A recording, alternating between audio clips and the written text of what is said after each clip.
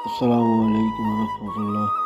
প্রবাসী শ্রমিকেরা অনেক কষ্ট করেন, যার মাধ্যমে রয়েছে অসুস্থকর ও নিরাপদ পরিবেশে কাজ করা, কম মজুরি নিয়োগ করা, শোষণ ও বহিষ্কার ঝুঁকি, ও দীর্ঘ বিচ্ছিন্নতা, মানসিক চাপ, অনেক ক্ষেত্রে অকাল মৃত্যু।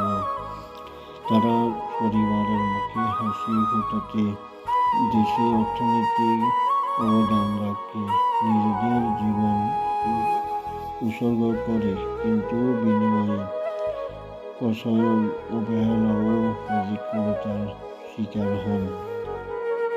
নিজের ও পরিবারের ভাগ্য বদলাবার লক্ষ্য এক মধুর স্বপ্ন নিয়ে দেশের মায়া ত্যাগ করে বিদেশ